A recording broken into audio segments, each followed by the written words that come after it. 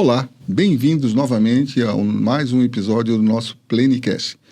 Hoje a gente vai abordar uma terapia complementar. Nós vamos falar das terapias complementares de uma maneira geral, mas em especial da terapia de florais.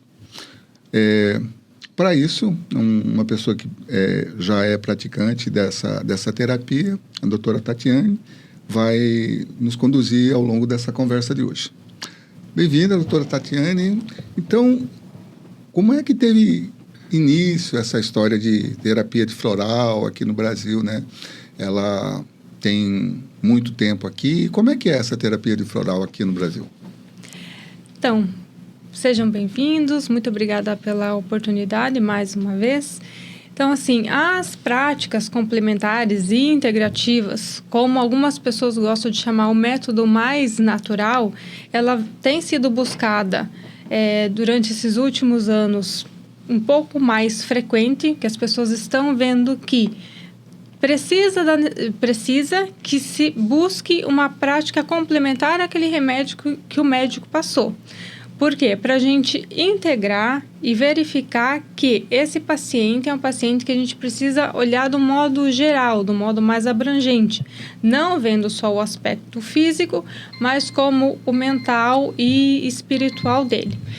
Então, a Política Nacional de Práticas Integrativas e Complementares, ela foi introduzida pelo SUS, que é o Sistema Único de Saúde, em fevereiro de 2006. Foi aprovada uma portaria que foi publicada em 3 de maio de 2006. Então, essa portaria, ela trouxe essas práticas integrativas e complementares. Como eu falei, tem pessoas que falam do método mais natural, alternativo de tratamento, para que se vise a promoção de saúde e recuperação e restabelecer a saúde das pessoas como um todo. Então, assim, muitas pessoas hoje, na prática que eu conheço, buscam ou às vezes não sabem que existem outras formas de tratamento que não é o simples fato de eu tomar um remédio da farmácia. Estão buscando essas formas de tratamento mais naturais, como a maioria das pessoas gosta de chamar. Por quê? Muitas das pessoas têm alguma patologia, alguma doença, e vai em busca do médico, faz exames, né, para ver da onde que está vindo, e não tem, muitas vezes, uma causa que justifica aquele comportamento. Às vezes tem uma dor no estômago, uma dor de cabeça, mas vai fazer exame e muitas vezes não tem nada significativo para que ela tenha aquele sintoma. Então, por isso que hoje nós estamos aqui para abordar esse tema, falar mais sobre ele e mostrar que eu vejo assim, dentro do consultório, a gente vê que muitas pessoas às vezes têm algumas dúvidas em relação a isso e por não ser muito difundido, muito falado, e como eu falei, foi publicado, né? O SUS trouxe isso em 2006, mas hoje tem muitas pessoas que ainda têm dúvida em relação tanto ao uso do floral, quanto ao uso da homeopatia, então não é uma forma, muitas vezes, bem vista e bem aceita por algumas pessoas.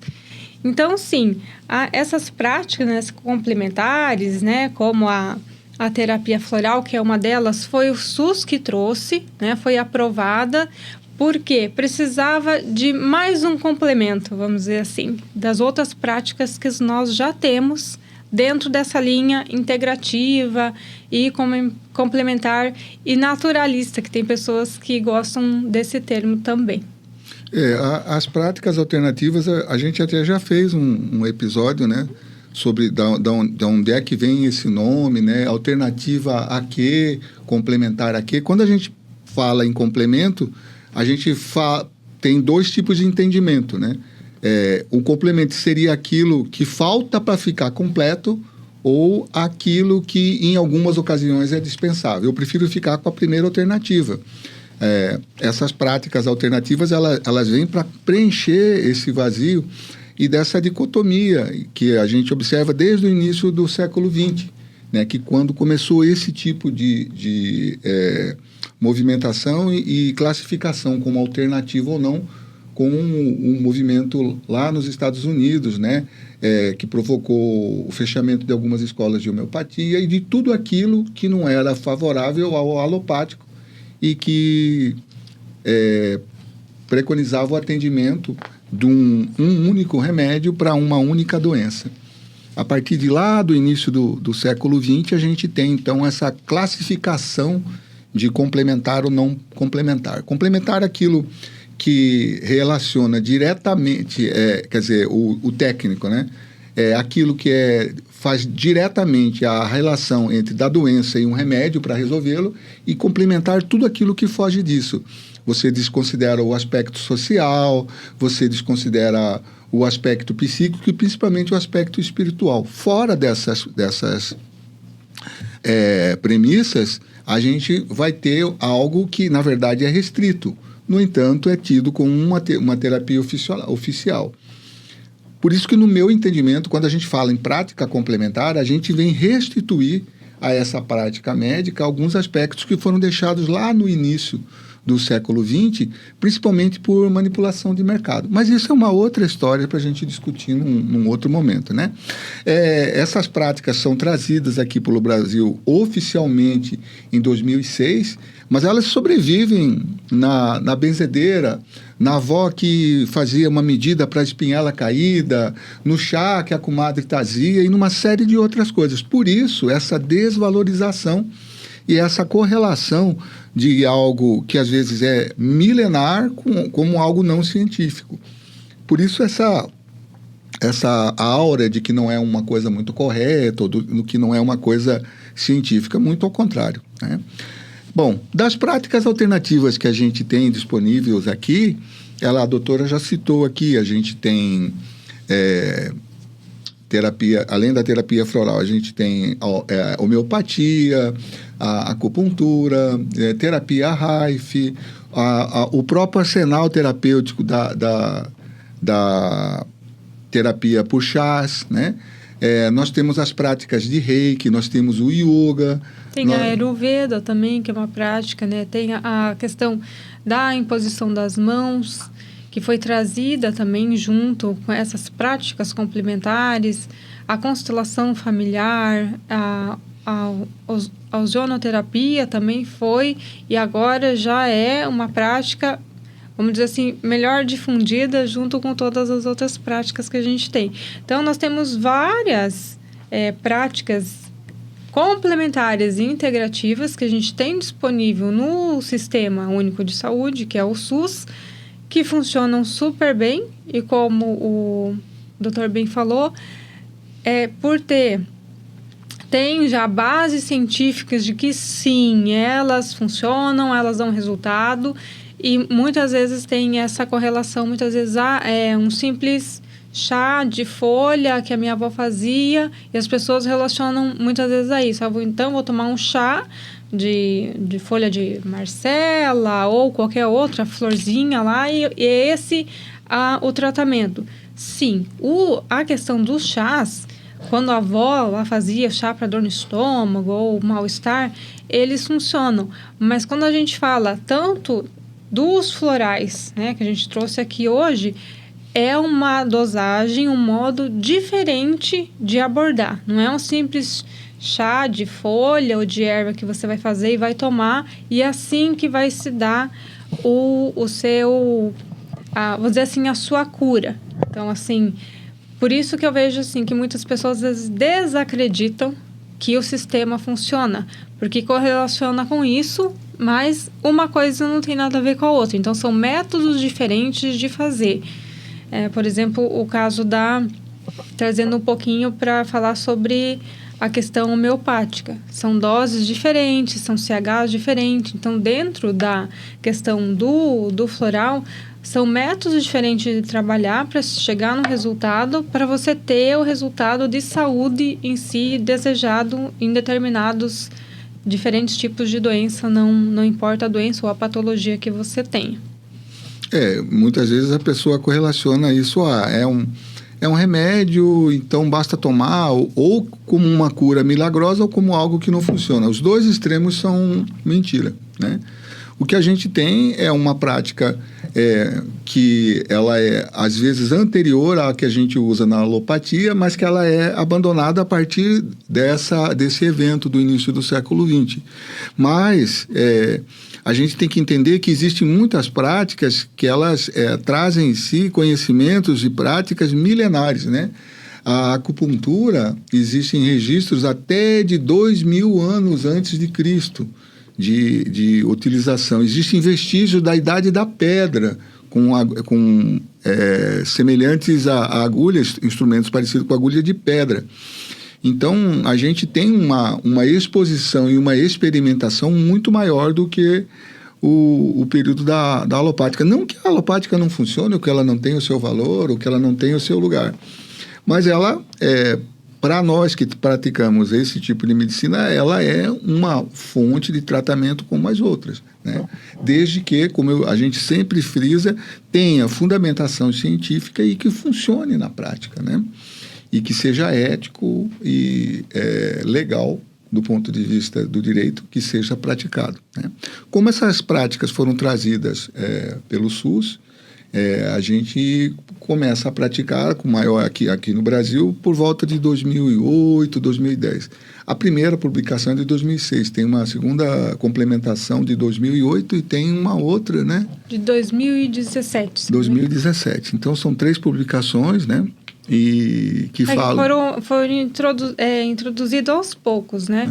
Começa em 2006 com algumas, né? A gente citou aqui do modo geral, porque são várias, se eu não me engano, são 29 no total de todas as abordagens. A outra em 2008 e a última em 2017, que aí que foi introduzida mais práticas, e por último, que foi o sistema floral. Então, que foi, de fato, vamos dizer assim, publicado e falado, o sistema floral, ele funciona, então vamos aderir e colocar no SUS para mais um método de tratamento para ajudar nos tratamentos, enfim, para complementar, como a gente está falando aqui. Então, não se trata de substituir nenhuma terapia, seja ela de homeopática, seja ela de medicação que foi prescrita pelo médico ou alguma prática diferente. Ela é uma somatória, ela faz parte dessa somatória para conseguir o processo de cura, né? É isso? Isso. Então, assim, por exemplo, vamos dizer que você tome remédio para hipertensão, ou você tem problema de diabetes e usa o remédio da diabetes, ou a metformina, ou a insulina. Você não vai deixar de usar o medicamento que o seu médico passou, as orientações. Você vai manter e você vai só, literalmente, complementar com o floral para tentar reequilibrar as outras coisas. Eu digo sempre assim, o floral, ele vem para reorganizar uma desordem que está a nível celular. Então, sim, você vai manter tudo que seu médico prescreveu lá, a sua medicação, e a gente complementa. Por quê? As doenças, elas originam da onde? Antes se pensava assim, o corpo físico é o espiritual, o mental, ele é separado. E hoje já se vê que é integrado, os 3 são um só. Porque o que eu penso, seja um sentimento bom ou um sentimento ruim, como a maioria das pessoas costuma dizer, ele está mandando informação a nível celular isso. Então, todo pensamento tem uma informação a nível vibracional que vai literalmente mexer a nível celular. Então, sim, o floral ele vem para reorganizar, eu falo reorganizar e harmonizar o sistema a partir dos sentimentos. Então, assim, por exemplo, a questão de você ter raiva, ter mágoa, a gente fala assim, cada uma dessas questões vibra em um padrão. Então, como que as pessoas falam assim, como tudo na nossa vida é energia, a gente não vê. Aí eu falo assim, tem um paciente que me questionou, falou, mas eu não acredito. Eu falei assim, não, ok, você tem todo o direito de não acreditar, mas quando você chega na sua casa e você pega o controle do portão, lá é um controle, um botãozinho, você aperta o botão para abrir o controle. Você está vendo a onda de transferência? Porque você apertou o controle, o portão abriu. Isso funciona como? Funciona por ressonância. O teu controle está configurado naquela frequência daquele portão e por frequência abriu. Aí outra coisa que é bem interessante a gente falar, a questão do telefone. Você pega daqui do Brasil, liga para alguém, sei lá dos Estados Unidos ou onde você tem um parente. Como que você sabe que chegou a informação? Porque você liga, a pessoa atende, tu está falando com a pessoa. Como que funciona? Mais uma vez, por frequência e por vibração, está chegando o sinal e vocês conseguem se conectar. Então, tudo é por meio de padrão vibracional, tem uma frequência. Então, quando nós falamos, a doença se origina através das emoções. E antes falava, é só questão de genética. A sua genética, você tem você já tem um perfil genético de ter hipertensão, de ter diabetes ou doença cardiovascular. Hoje nós vemos que nós não somos mais escravos da genética. Não é porque eu tenho um traço genético, uma probabilidade, uma predisposição em ter as doenças que eu vou ter. Mas, assim, você vai decidir tomar literalmente as atitudes para você ser uma pessoa mais saudável ou não.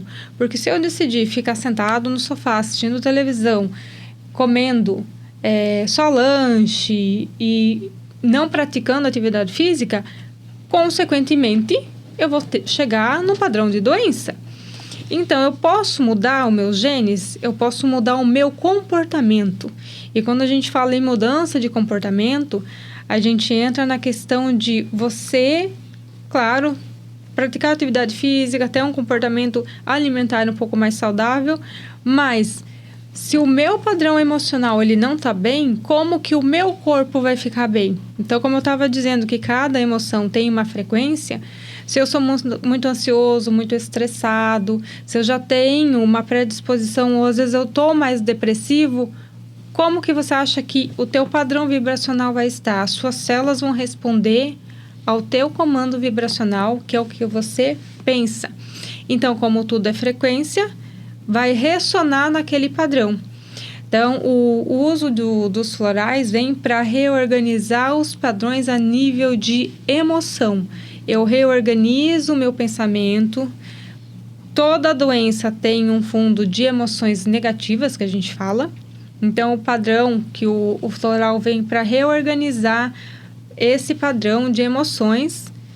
E, por exemplo, assim, uma pessoa que é depressiva, ela vai tomar o medicamento para aqueles sintomas da depressão.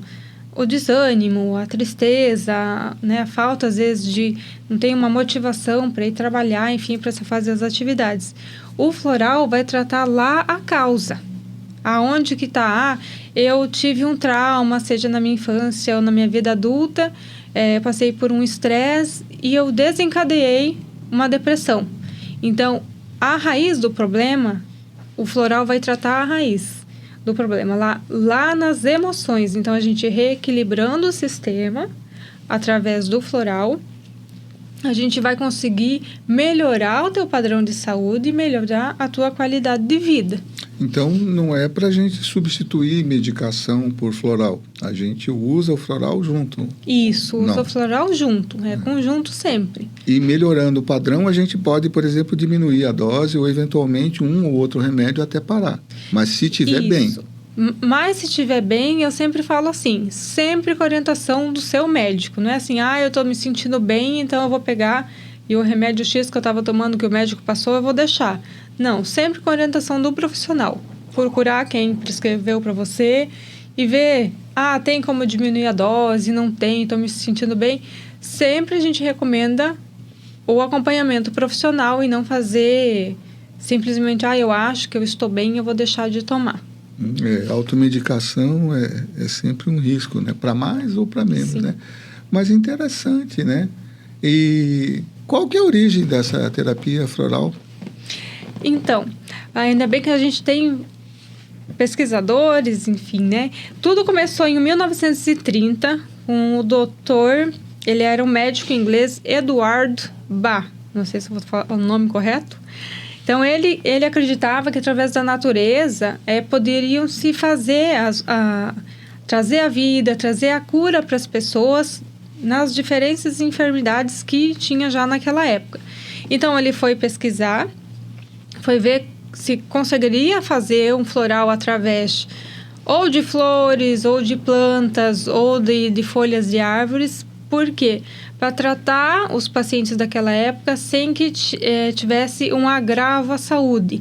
Então, sempre tentando trazer a energia das flores, do campo, na região que ele estava, para tratar de uma forma mais leve, que não fosse agredir o organismo do paciente que ia tomar aquele floral. Isso a gente está falando de 1930, né? Isso. Então, assim, é sempre bom a gente contextualizar, né? Como eu sempre falo, eu gosto muito de história e de histórias, né? Mas se a gente pensar no contexto histórico, é mais ou menos parecido, né? Quando a gente fala, por exemplo, de homeopatia, a gente tinha um tipo de prática que preconizava, por exemplo, sangria. E era uma prática de sangria abundante, né? E em 1930 a gente está num período entre guerras ali, a gente não tem muitos dos recursos terapêuticos que a gente tem hoje, de analgesia, até de antibiótico terapia, boa parte delas a gente ainda não tem ela tão difundida. Existe já, mas não tão difundida. Então, muitas vezes, quando você faz a prática de tratamento, você acaba agredindo tanto o paciente que ele sucumbe ao tratamento. Então, essas formas de tratamento mais leves, que hoje a gente chama de mais alternativas, elas ganham bastante espaço, porque a pessoa, não, peraí, eu vou fazer algo que não é tão severo, né? Que não tem tanto risco. Entre você fazer uma sangria e você tomar um floral, com certeza você vai procurar o floral, né? Mas a perduração e o sucesso dessas terapias vem, num segundo momento, em função dos resultados que ela alcança, né? Como a gente sempre fala, ela não substitui, né? Mas ela ajuda bastante, né? E como é que funciona essa terapia? Como é que você já falou em linhas gerais aí que ela vai agir na ressonância e tal, mas como é que ela funciona assim na prática? É um conjunto, é específico? Como é que é esse tratamento? Então, assim, ela vai agir no nível emocional. Então, com as pesquisas do Eduardo Bach, ele trouxe para nós essa questão de tratamento, né? E foi com ele que começou essa linha de florais que a gente conhece hoje em todo o Brasil. Tem vários tipos de floral, tanto da região amazônica, tem os florais de Minas Gerais, tem pessoas que já conhecem. Então, a linha de tratamento dos florais é a mesma, ela vai agir a nível emocional. Então, assim, foi ele que trouxe foi o pioneiro, né, que iniciou lá os testes, e hoje tem essa enorme variedade de florais que a gente conhece.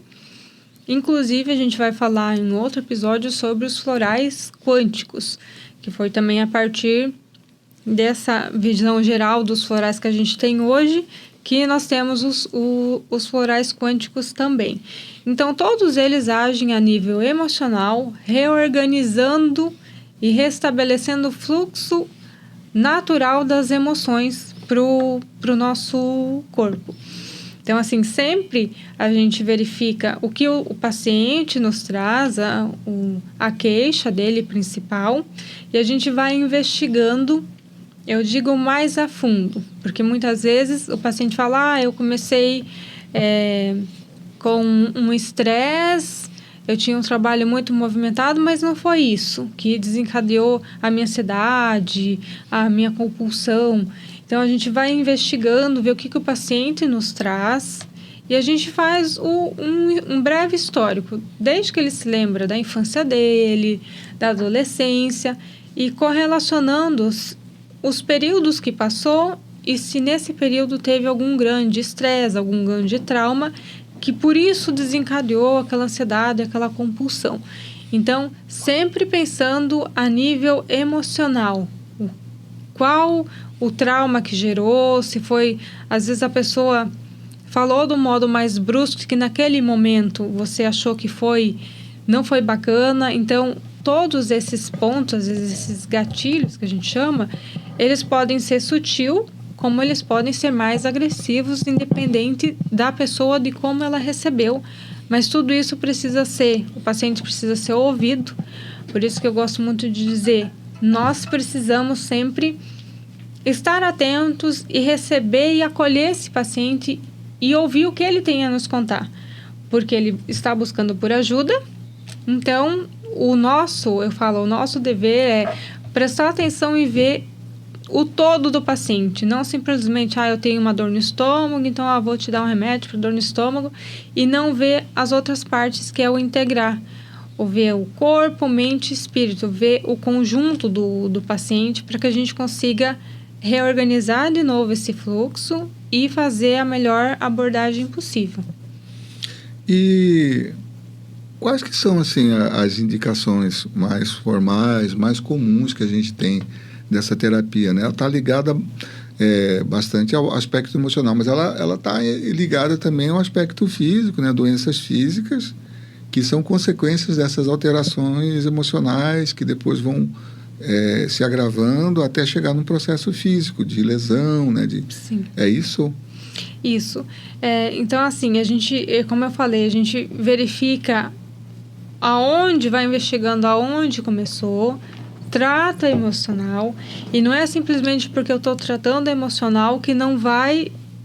por exemplo, como eu falei, uma dor no estômago, então não vai melhorar a minha dor no estômago porque é físico. Não, a gente começa sutilmente a reorganizar o emocional para que o corpo físico, eu digo que é o último estágio, ele sinta os efeitos, vai melhorando e reorganizando onde precisa reorganizar. Porque como o floral age que foi energias extraídas das flores, das plantas e das flores silvestres do campo, onde a pessoa, que dependendo se é na Amazônia, se é em Minas Gerais, onde ela extraiu, é a energia da planta que está ali, literalmente no vidrinho. Então, essa energia vai ressonar no seu corpo através das suas células e vai reorganizar. Porque o floral tem a energia de saúde, que eu costumo dizer, e ela vai ressonar com o teu padrão que está em desarmonia. Então, o padrão vem e reorganiza todo o sistema, independente se é uma ansiedade, se é uma depressão, se é uma compulsão alimentar. Então, a gente reorganiza o sistema. E eu sempre falo assim, o floral não tem nenhuma contraindicação. Tem pessoas que me perguntaram, eu vou tomar o floral e vai me dar algum efeito adverso, vai me dar um... Não vai. Não tem efeito adverso nenhum. Você não vai sentir, eu vou sentir um desconforto, uma náusea. Não, ele não tem contraindicação, não tem efeito adverso.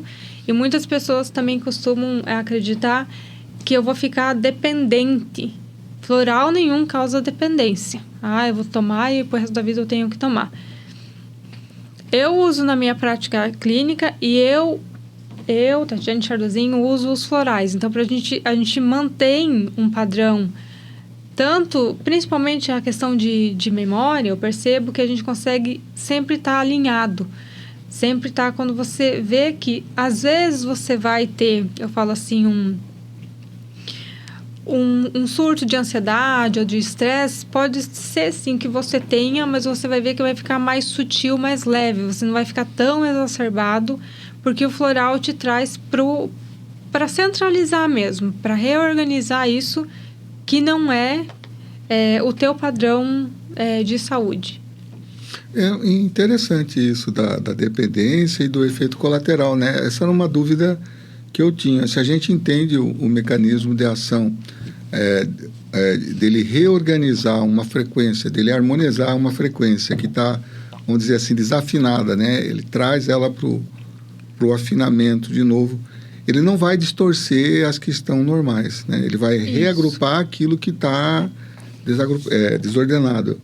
E aí, a partir desse reequilíbrio, dessa harmonia, a pessoa passa a produzir saúde. Isso. Interessante. Eu não tinha pensado nisso ainda, né? E você falou que é feito a partir de árvores, né? De flores, principalmente as flores, de folhas do campo, de folhas de árvores. Então, assim, é sempre extraído dessa maneira para que a gente tenha o efeito desejado. Então, independente da região que a pessoa coletou lá, igual eu falei, seja na Amazônia, seja em Minas Gerais ou qualquer outra região que já tem florais de diversas regiões, o princípio ativo de todos é o mesmo. Eu digo assim, independente da região que ela foi coletada. Claro que muda o clima, cada região tem como que eu posso dizer? Específico daquela região tem aquelas árvores, tem aquelas plantas. Então, mas o princípio de tudo é o mesmo. Ele vai reorganizar a partir o emocional, para que a gente trate o restante aos poucos. A ação é sempre pelo mesmo mecanismo. É sempre o mesmo. Que você acabou falando do mesmo princípio ativo. O princípio ativo é a mesma coisa, né? Então, isso. O princípio ativo tem um princípio ativo de uma orquídea, diferente de um princípio ativo, independente de onde vem o mecanismo de ação. O mecanismo é o mesmo. É o mesmo, né? E como é que as pessoas conseguem acessar isso? A gente tem isso no SUS, mas infelizmente não são em todos os lugares que tem, né? Eu sei que em Curitiba tem, algumas cidades aqui no entorno tem. Não sei te dizer com certeza se a gente tem prática institucionalizada. A gente teve, uma época, a gente teve acupuntura lá no Porto Meira, teve ozônio, mas eu não sei atualmente se a gente tem. Como é que as pessoas podem acessar isso? Então, assim, a maioria dos florais que eu vejo, a gente encontra em farmácias. Já tem várias farmácias com produtos naturais que tem. Mas sempre o recomendado é você procurar um profissional para que faça essa investigação, veja como que tá, porque não é assim, eu vou tomar o floral para ansiedade e eu vou tomar, por exemplo, um exagero, tá? 50 gotas por dia é assim. Sempre tomando muito cuidado, porque a gente não pode ficar se automedicando, igual você falou. Então, procure um profissional. Nós trabalhamos na clínica com a prática de floral e homeopatia, então, para a gente verificar qual que é a sua necessidade, ou qual doença específica ou caso de estresse a gente vai tratar por tempo determinado, e tem um número de gotas que a gente inicia, que não é assim tomar... Igual eu falei, 50 gotas por dia e por prazo indeterminado. Então, sempre procure a ajuda de um profissional que saiba fazer o uso, te indicar qual que é o melhor floral para você naquele momento, para o teu específico caso. Então, agradecer aos que nos acompanharam até agora. Nós continuaremos abordando esse assunto, na verdade, um pouco mais específico, falando sobre florais quânticos, numa próxima oportunidade, e mais uma vez agradecer a companhia de vocês. Até breve. Então, sempre falando para vocês que qualquer dúvida que vocês tenham, nós estamos à disposição no @Viver+Plene, nosso Plenecast também no YouTube, e para que você tenha uma saúde com qualidade, viva melhor, seja no seu campo, no profissional, no pessoal, tem vários métodos de tratamento que a gente consegue agregar de forma a não agredir o organismo e sim integrar e reorganizar como um todo. Então, eu quero agradecer a todos e até um próximo episódio.